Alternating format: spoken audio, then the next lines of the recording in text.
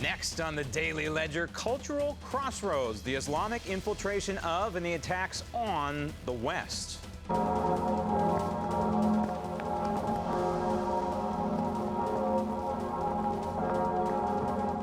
We will examine the fallout from the bloody terrorist strike in Paris. Also, new Congress, new agenda, same old leadership. The president is not going to set the agenda for us here in the Senate. We have an agenda that we believe helps save and create the jobs for Americans. Plus, the politics of slippery oil prices. Also, stop the tape. Dirty Harry Reid and his impression of a pirate. I didn't get this black eye by sparring with Manny, by challenging Floyd Mayweather. Plus, sex slaves, the Florida billionaire, and Bill Clinton. Stand by. The doors of the newsroom are locked and the PC police are not getting in. So sit back and relax as we unfold today's edition of the Daily Ledger.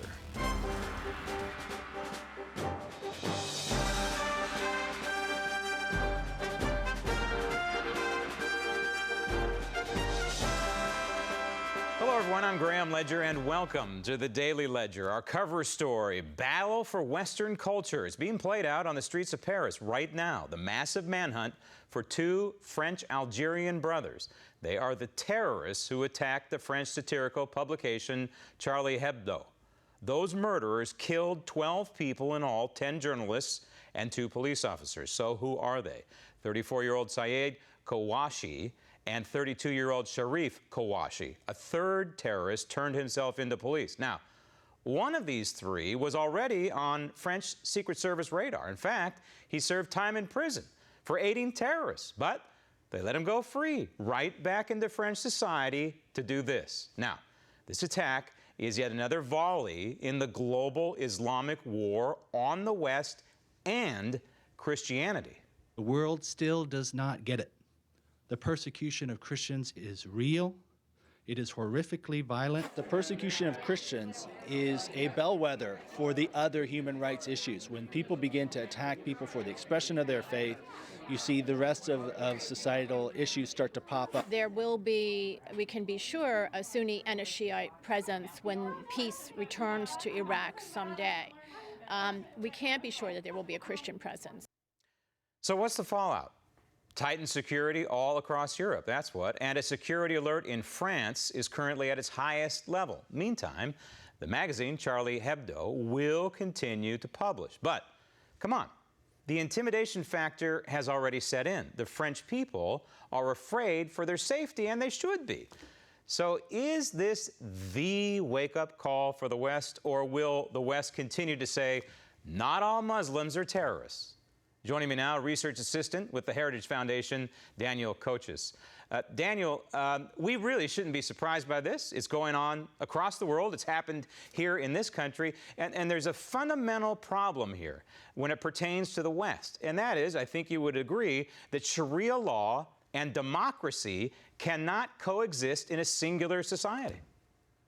Yes, I completely agree. I think that brand of Islam under Sharia law, it's just completely incompatible with democracy and with the sort of values that really reinforce democracy, respect for minority rights, free and open elections, separation of church and state. These sorts of things are just completely incompatible with Sharia law, and it really is sort of, the thing that these terrorists would like to impose, I think, on Western societies, and it's extremely dangerous. And that's what this is all about. When you really distill it down, it's very simple. It's about Sharia law, because you're not allowed to have free speech. And in this case, the publication exercises free speech to make fun of the Prophet Muhammad, as it makes fun of Christianity and Judaism and the like. And that is a fundamental tenet, not only of this country, but many other countries across the world. No, you're absolutely right, and you hit the nail on the head. This is a satirical magazine that had made fun of Christian religions, Jewish religions. Look, I don't think a lot of, myself, I wouldn't necessarily have agreed with some of the things they published, but that's the difference. In a free society, you're allowed to have free expression, and you're allowed to express these views. But I think that sort of this brand of radical Islam wants to completely shut it down. there is no sort of free speech, that the only, punishment for that is death. And so it's just so dangerous, and it's certainly something that should be a wake-up call for the West. Unfortunately, I don't know that it's going to be, but it should be. Well, here's what concerns me, Dan. There's a familiar storyline here. Here we have an attack on Western culture, and then the Muslim community in that culture condemns it, and then they say they fear for their own lives because of retribution.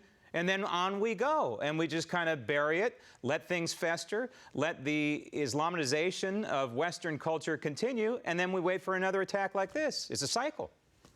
You're right. I'm actually working on a piece right now about 5 recent attacks that I think a lot of people don't know about, and this is separate from the ones in Sydney and in Canada, and obviously the French one. And this just continues to happen time and time again, and then I think people, sort of forget about it and they move on with their daily lives. And in some ways, right, of course, you have to continue to live your life in a free society, but there has to be a recognition of the danger here, and there has to be steps put in place in order to stop this from continuing to happen time and time again.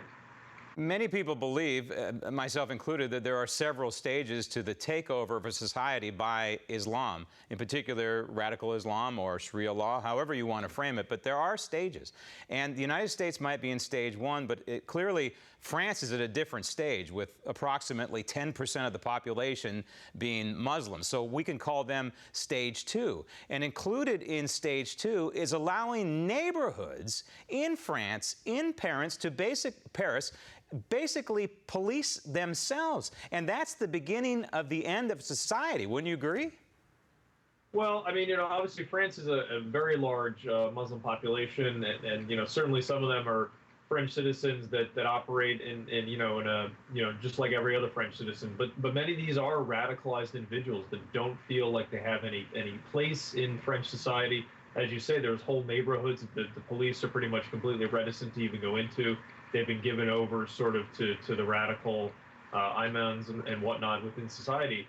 And it's just, mind-boggling, I think, from American perspective, but certainly something that maybe is sort of an advanced, perspective on sort of, where the West is heading if, we're not extremely careful and sort of meet this challenge of radical Islam face on.